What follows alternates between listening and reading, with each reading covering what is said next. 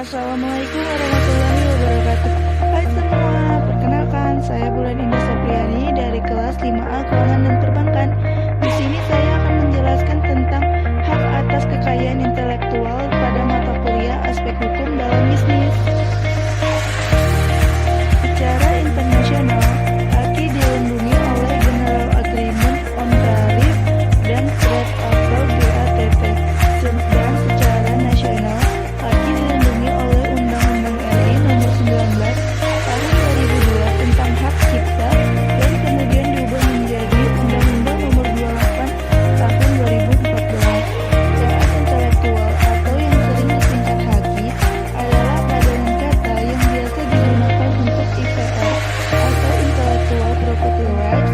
Secara substantif, pengertian HAKI dapat diuraikan sebagai hak atas kekayaan yang timbul atau lahir karena kemampuan intelektual manusia. Selanjutnya ada hak paten. Paten adalah hak eksklusif yang diberikan negara kepada investor atas hasil inovasinya di bidang teknologi untuk selama waktu tertentu melaksanakan sendiri inovasinya tersebut, memberikan persetujuan kepada orang lain untuk melaksanakannya. Sistem pendaftaran paten dibagi menjadi dua, yaitu sistem first to file adalah suatu sistem yang memberikan hak paten bagi mereka yang mendaftar pertama dan inventasi baru sesuai dengan persyaratan.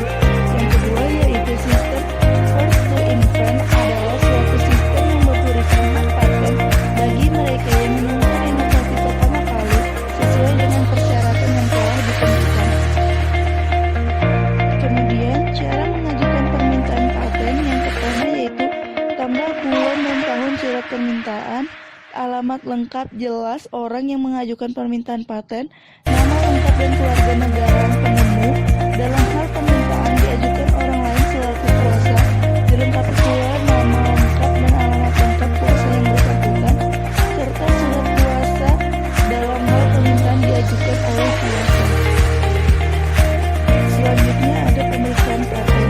Pemeriksaan paten dibagi menjadi dua, yaitu pemeriksaan formal, yaitu pemeriksaan persyaratan administrasi dan fisik, dan kedua pemeriksaan substantif. Kemudian ada penemuan yang tidak dapat diberikan paten, yaitu penemuan tentang teori dan metode di bidang ilmu pengetahuan dan matematika. Pelanggaran hak paten yang terjadi antara persaingan gadget Apple versi 1, yaitu Bounce Break Single Scroll Pin to Zoom, Tap to Zoom, iPhone On, iPhone Back, iPhone Home Screen, dan iPad mini. Kemudian ada hak merek.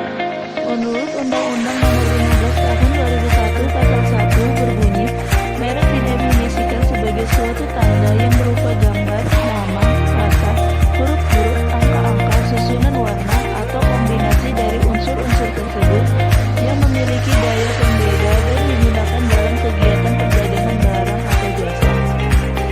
Hak merek sendiri dibedakan menjadi dua, yaitu hak merek dagang adalah merek yang digunakan pada barang yang diperdagangkan oleh seorang atau beberapa orang secara bersama-sama atau badan hukum untuk membedakan dengan barang-barang sejenis lainnya. Kemudian ada merek jasa adalah merek yang digunakan pada jasa yang diperdagangkan oleh seseorang atau beberapa orang secara bersama-sama atau badan hukum untuk membedakan dengan jasa-jasa sejenis lainnya. Pemeriksaan merek kurang lebih sama dengan pemeriksaan paten, yaitu pemeriksaan formal, yaitu pemeriksaan persyaratan dan administrasi, dan pemeriksaan substantif. Jangka waktu perlindungan merek. Merek yang terdaftar mendapat perlindungan hukum untuk jangka waktu 10 tahun. Atas permintaan pemilik merek, jangka waktu perlindungan merek terdaftar dapat diperpanjang setiap kali untuk panjang waktu yang sama. Selanjutnya ada hak cipta.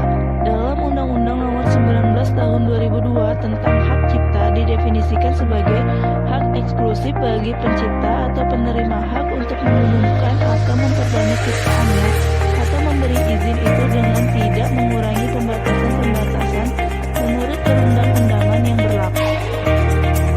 Para pemegang hak cipta yaitu pencipta sebagai pemilik hak cipta atau orang atau badan yang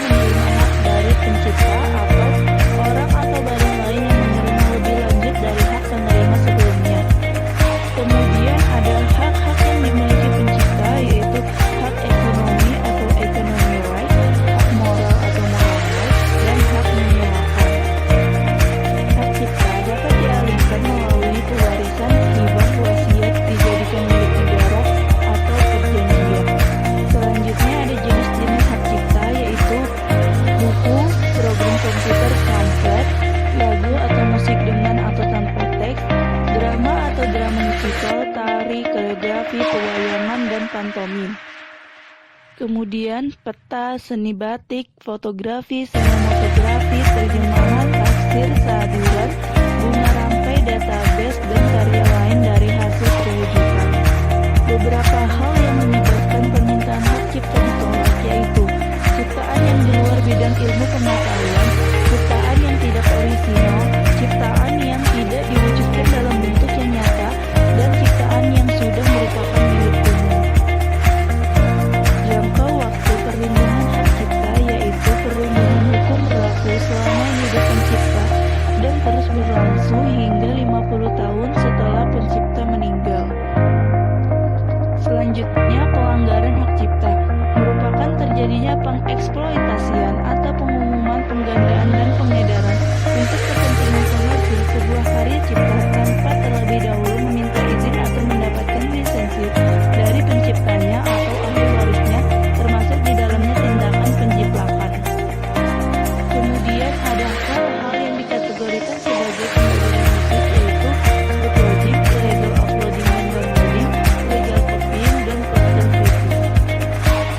Selanjutnya yaitu solusi untuk pelanggaran hak cipta, yaitu dengan mengadakan sosialisasi kepada masyarakat tentang perlindungan dari CD atau VCD original dengan menggandeng arts atau media dan para musisi agar turut serta dalam memajukan industri musik tanah air.